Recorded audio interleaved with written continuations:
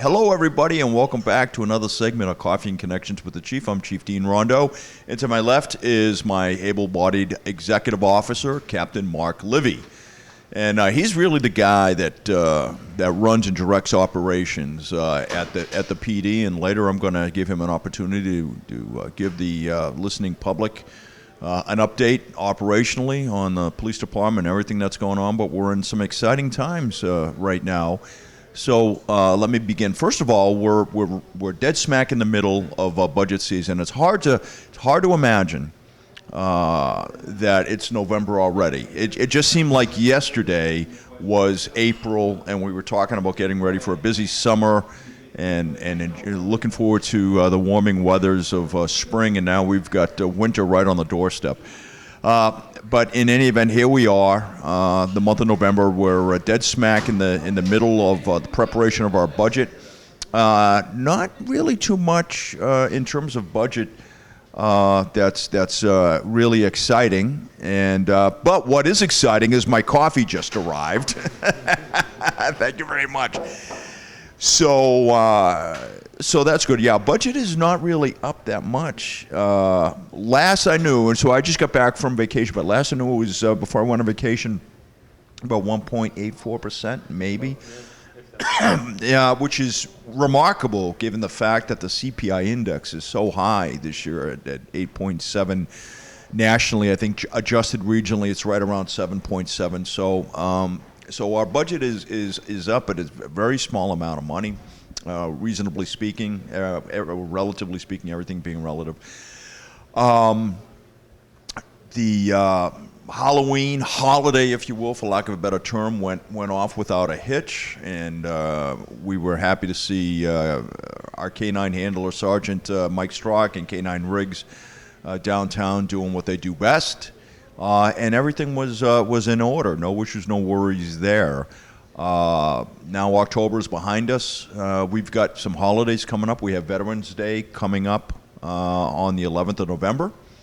And we have Thanksgiving coming up at the end of the month on the 24th, which is a Thursday. All you gentlemen watching, that's a Thursday.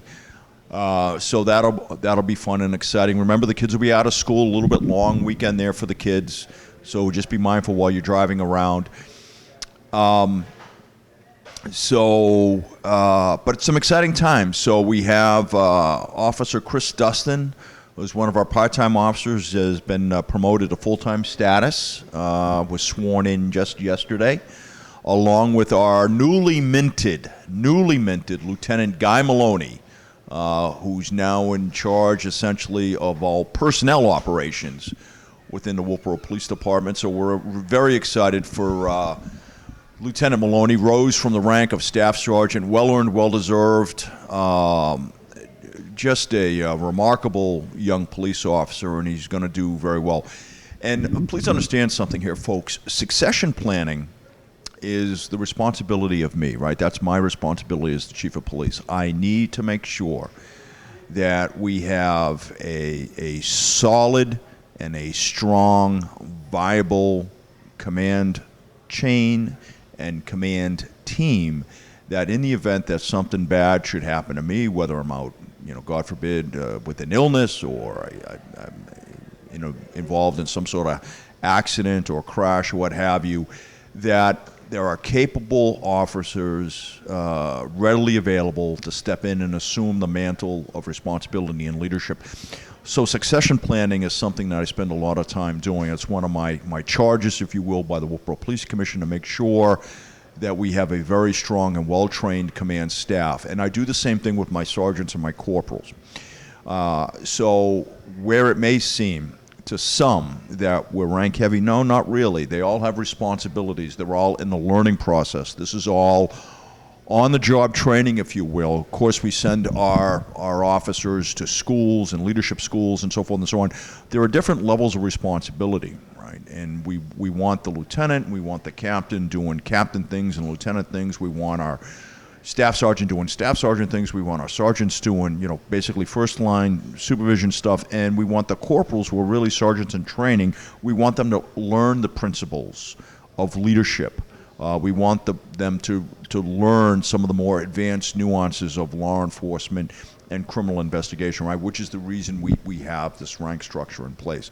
So rank structure in place is a good thing, and ensures that we have a very viable chain of command ready to move up at a moment's notice should something bad happen, and assume a mantle of responsibility and leadership, and to make sure that we guide the ship correctly. Remember, at the end of the day, it's my responsibility to make sure that we're providing unbiased, fair law enforcement services to all of our citizens and guests here within Wolfeboro.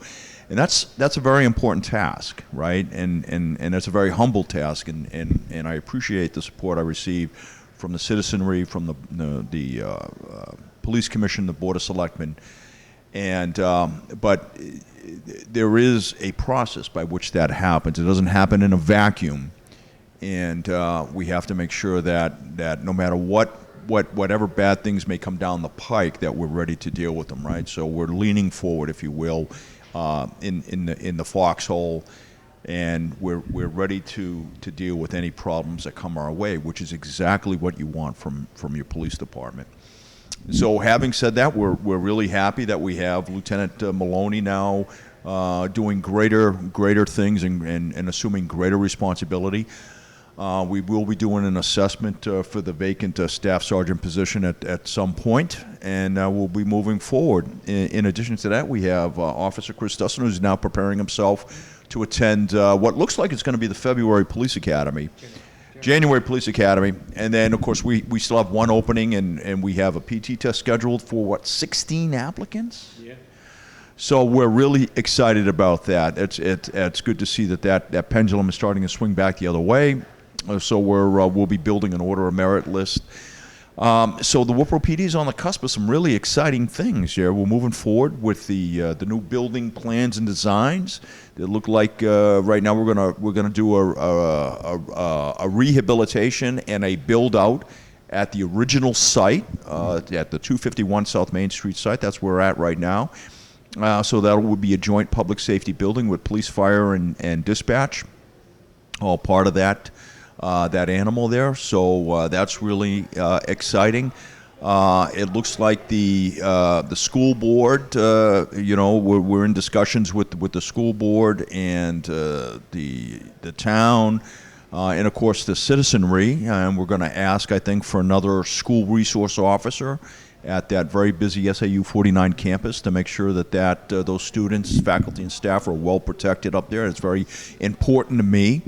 To make sure, again, getting back to leaning forward in the fighting position, right? We want to make sure that we're well positioned to address any criminal threats that should come our way.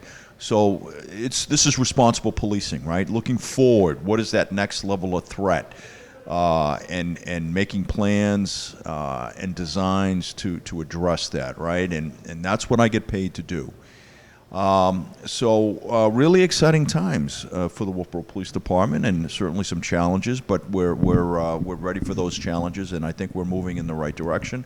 Of course, we're looking forward very much to seeing what the state comes up with relative to CALIA, whatever state certification program that turns out to be. I know Director John Skipper down at the Police Academy and Police Standards and Training Council working very hard on that objective right now. Also, we're looking forward to seeing, what comes our way relative to body cams and all of that technology, which we certainly want to adopt. Coming from the governor and coming from the Executive Council and the Attorney General's office, we realize that this is ultimately the next step in the evolution and maturity of law enforcement in the state of New Hampshire. We want to adopt this. And we want to obviously comply with all the state laws and mandates that are coming our way. So we're looking forward to that. I don't know what all that entails just yet. We're still trying to sort out the wheat from the chaff, so to speak. And but we will keep you posted. Beyond that, the weather is going to start to turn. Right now, it's a beautiful day in November, early November, and the sun is out. But we all know that the winter is going to bring one great big bucket of suck to the state. So get ready for that. Prepare your properties. Make sure that your drainage ditches and your grates, your for water removal and water evacuation are all clear of leaves and so forth. Get your properties all set and ready for winter. Disconnect your hoses from your outside spigots. Go ahead and drain those water lines so you don't have any burst pipes that you have to contend with. And just hunker down and enjoy the winter. So having said that, I'm going to turn it over right now to my Executive Officer, Captain Mark Libby. Captain. Thanks, Chief. So with operations, as he mentioned, we have a opening, and December 3rd, we're going to have an agility test. As of today, we have 16 applicants ready and willing to take this agility test, get ready. So the process for the new applicant will be, we take an agility test. We use our neighboring Brewster Academy, the indoor track, so I don't have to worry about weather on that day. So I'm very thankful of them. They have a beautiful track and facility that just looks out on the water there, so it's beautiful. It's inside, and just gets away from the elements, makes it a lot easier for us to plan on days, especially when it's in December.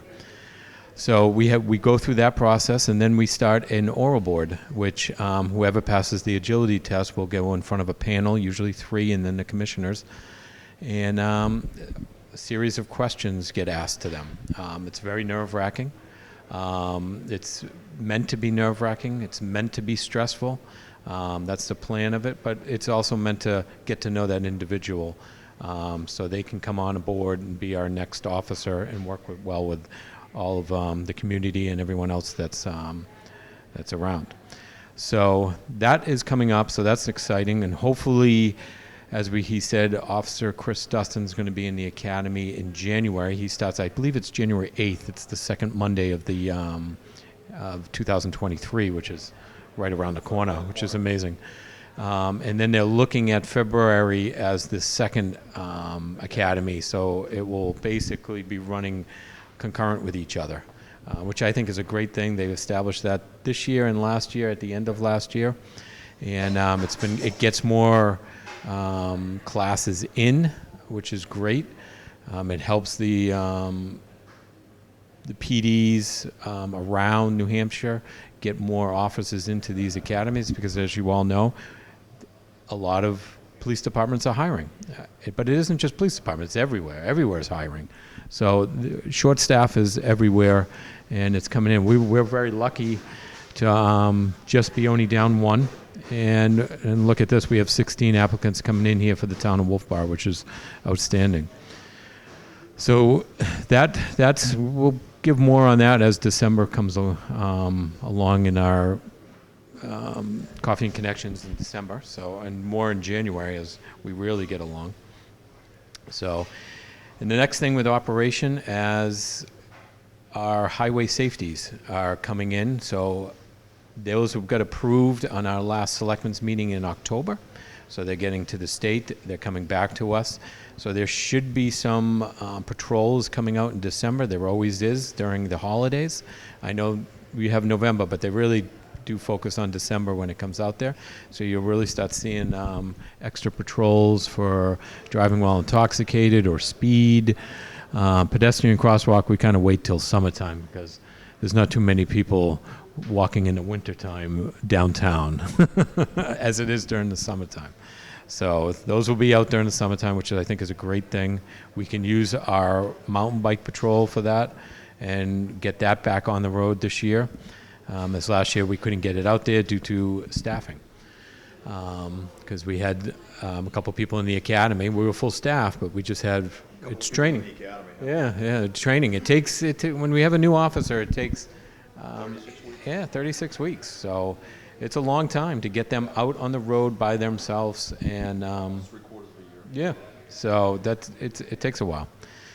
As you'll see, traffic's up. I mean, if you looked at the last commissioners meeting, the accidents are increasing coming into last month. So that means there's more traffic on the road, or does that mean we need to pay attention on the road? one or the other. We haven't all figured that out yet. But we're hoping for more traffic. More traffic does lead to more accidents. And everyone's hopefully paying attention on the road and not on their cell phones. That's what we're hoping. We have seen a better compliance with registrations and inspections than we did than we did in the summertime. So driving around, we did see that. So that's a great thing to look around and actually see the inspection stickers being valid. That's what we want. That's the goal for at the end, is to get these inspection stickers valid so the car is valid to be on the state roads and town roads. Dispatch, we are currently trying to hire part-time. So check our Facebook page. Always check our Facebook page where you see a lot of things. But we are currently looking at a part-time position. We have an open. If you're interested, what you want to do is contact Supervisor Mia Lyons. Send a resume cover letter to her, and she'll get you into the process that they're going to right now. So that's exciting right there.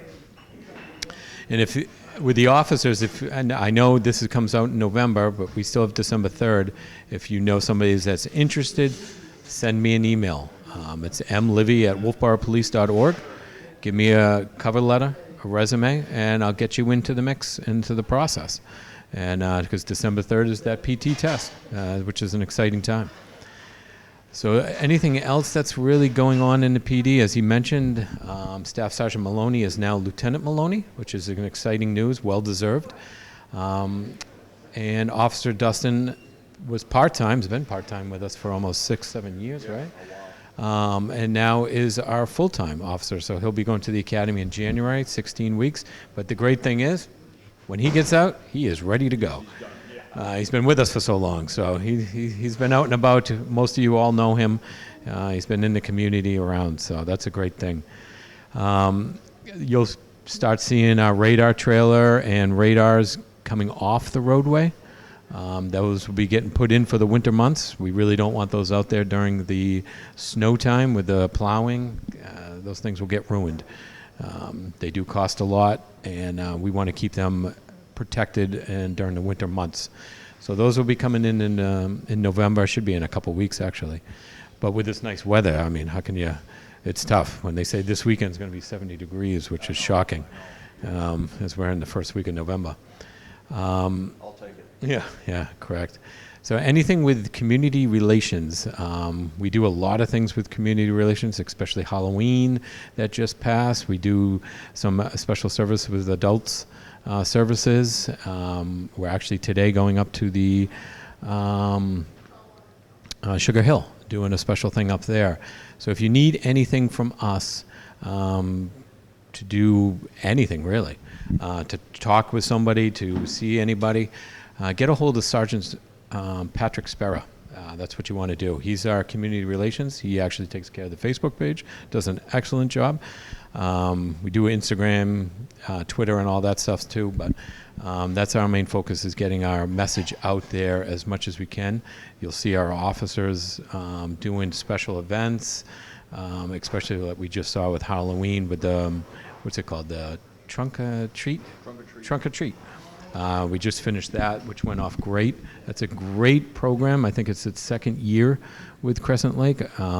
It's just a wonderful, it's an extra day of Halloween. The kids love it. That's what it really is, extra day of candy. So that's going very well. Other than that, Animal Control, which is now our Municipal Conservation Officer, which is Heather Calagandes. So she has gotten to this program running fast, I tell you. We gave her a quick dog call, and then unfortunately our next one was an unfortunate animal cruelty case, which is sad in many ways. But we had to take 21 cats away from a property residence. And it was something else heartbreaking in many ways. The cats are all doing very well. They're up at the Humane Society. We're treating them as we speak, and working with them to get them up to date on all their shots, dental work, and anything other surgeries that they do need. So, and eventually I'm hoping they'll be up for adoption.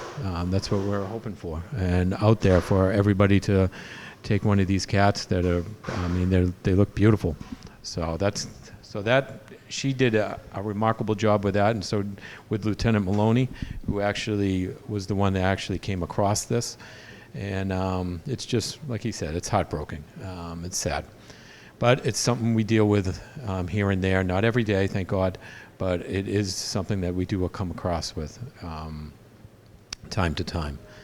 So other than that, I think that's all I have for operations. Remember, we're working with the building, so if anyone wants to see our current building and do a tour, a walkthrough, get a hold of me or the chief or any of the officers, and we'll give you a tour, walk right through, so you can see what the current facility is and the status of the inside. And once you walk through it, you'll know we're ready for a new building. I mean, that building did a wonderful job for 50 years, and that's yeah, that's what you want. So look the tour. It's on YouTube under the community television.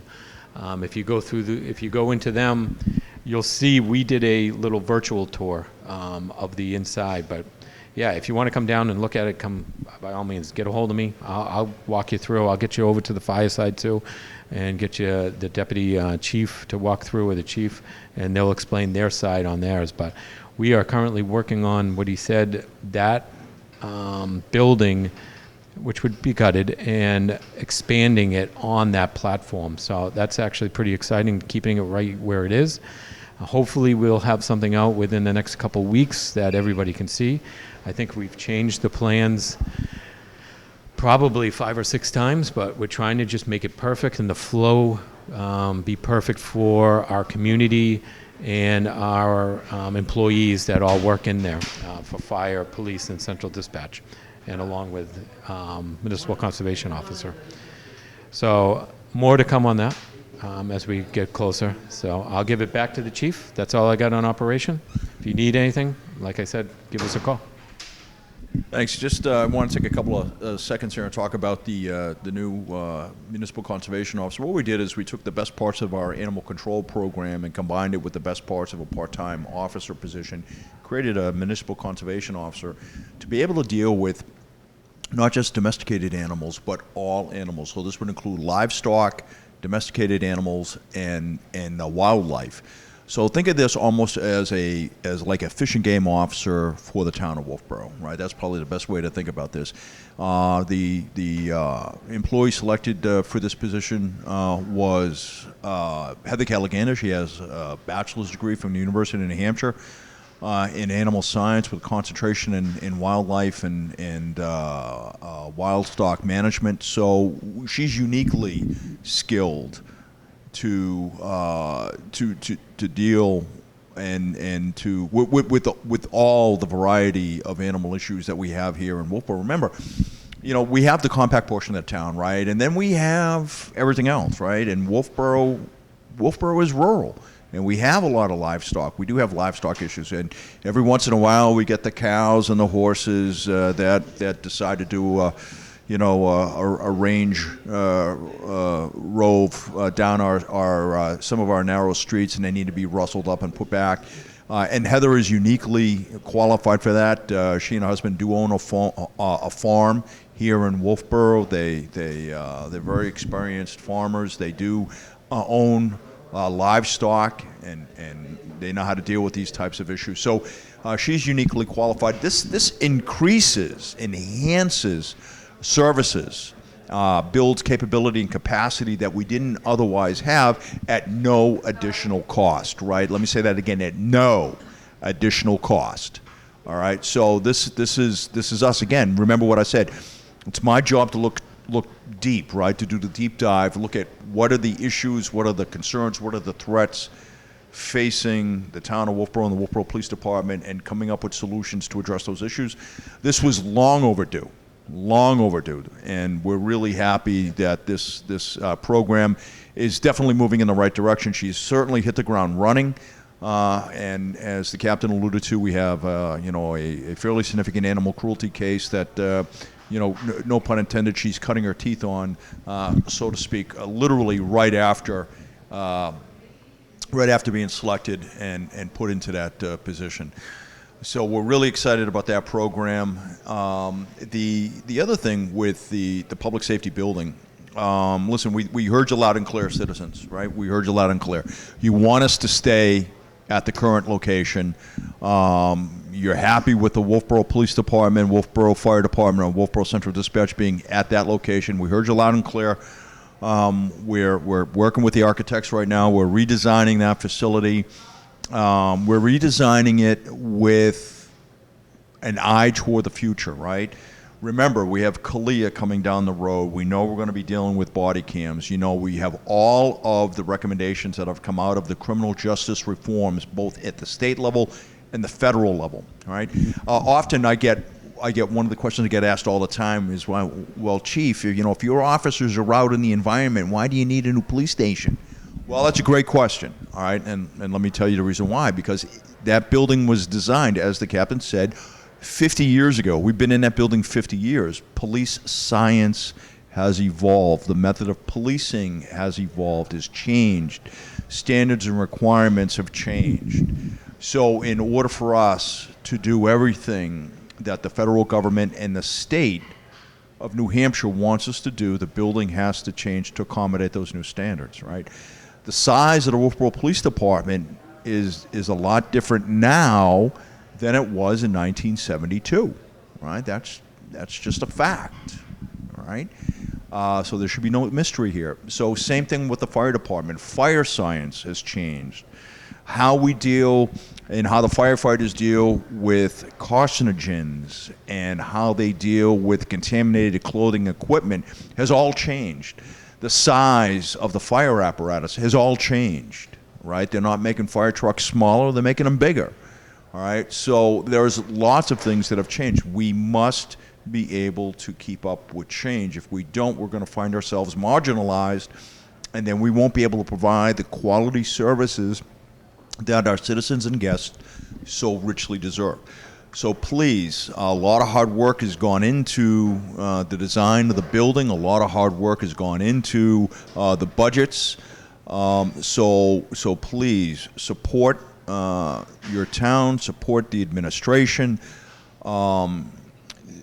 There's been citizens, private citizens that are involved, have been involved, and are involved in what this public safety building looks like, and they've been involved along with your board of selectmen and your police commissioners and the budget committee in terms of the finances and how we move forward to fund this. So I will say that right now, anyway, municipal bonds, and of course, so let's understand something here, folks. This building is gonna be bonded, right? We're gonna go get a bond. It's similar to a mortgage, all right? But we're getting it at from the municipal bank, and we use the municipal bond rates, which are still very attractive for large-scale infrastructure building projects like this one. So this makes sense to do, and it makes sense to do it now. I'm not sure if we wait, too much longer, if the bond rates will still be as attractive as they are right now. So these are the things that I wrestle with and I deal with daily, and I would hope that you would support your volunteers and your town officials who are working very hard to solve a lot of our problems. So please support the budget. Support the budget process, and please support us in the public safety building. We've been at this now since 2017. Since 2017, so almost the better part of 6 years. We're close. Yeah, we're getting there. It's looking really good, and it's going to be just what we need. Thank you very much, and I am Chief Dean Rondeau signing off with my executive officer, Captain Mark Livy. Have a very happy Thanksgiving, folks. Thank you very much. Tune in for next month, and we'll be in the month of December, and we'll talk about everything we got going on. Oh, and by the way, I forgot to mention, don't forget the Santa parade on the 26th, right? I believe it's going to be about 2 p.m. or so.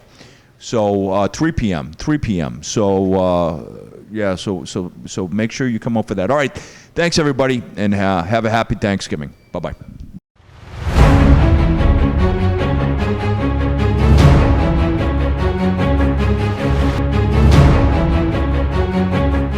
Hello everybody, and welcome back to another segment of Coffee and Connections with the Chief. I'm Chief Dean Rondeau, Wolfeboro PD, and this is your safety tip of the month. So we're in the month of November, and we know the weather's going to start changing. Right now, it's a beautiful day. I think this weekend they're saying it's going to be about 70 degrees or so, and that's fantastic. But pretty soon, the skies are going to turn gray. What few leaves are left on the trees are going to come down. It's going to rain. It's going to be snow, slush, and ice.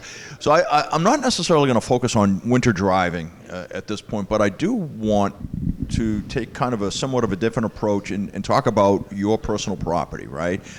And so whether it's your automobile or your home, you need to prepare it for the coming winter months. So if you have a vehicle, you want to make sure you have adequate windshield washer fluid in your windshield washer reservoir. If you have snow tires, you want to put those on your vehicle. If you're running all seasons or regular tires, you want to make sure you have the depth thread, the depth thread that you need to get through. Should there be snow and slush and ice on the roadways, make sure you're not losing traction.